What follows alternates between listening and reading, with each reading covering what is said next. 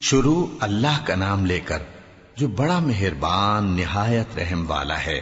یہ لوگ کس چیز کی نسبت ایک دوسرے سے پوچھتے ہیں؟ کیا اس بڑی خبر کی نسبت جس میں یہ اختلاف کر رہے ہیں؟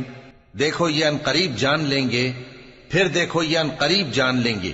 کیا ہم نے زمین کو بچھونا نہیں بنایا اور پہاڑوں کو اس کی میخیں نہیں ٹھہرایا؟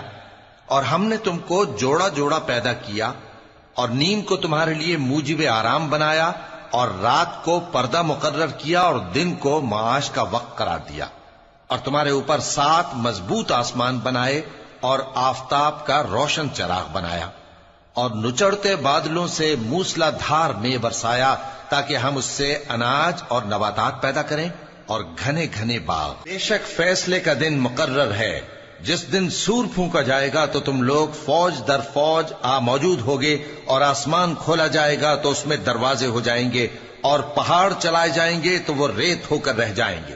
بے شک دوزخ گھات میں ہے، یعنی سرکشوں کے لیے کہ ان کا وہی ٹھکانہ ہے، اس میں وہ صدیوں پڑے رہیں گے۔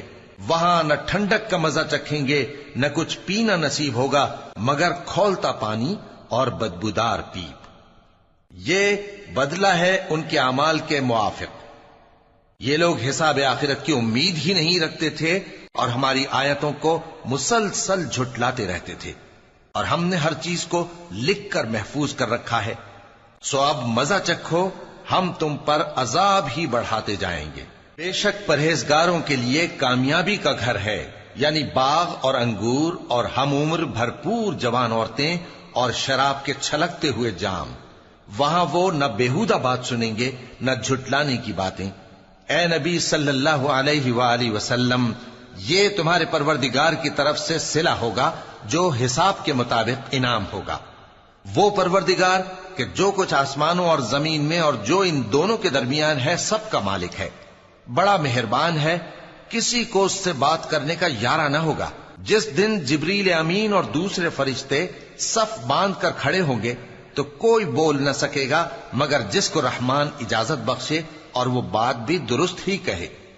یہ دن برحق ہے، پس جو شخص چاہے اپنے پروردگار کے پاس ٹھکانہ بنا لے۔ ہم نے تم کو عذاب سے جو قریب آنے والا ہے آگاہ کر دیا ہے، جس دن ہر شخص ان اعمال کو جو اس نے آگے بھیجے ہوں گے دیکھ لے گا، اور کافر کہے گا کہ اے کاش میں مٹی ہوتا۔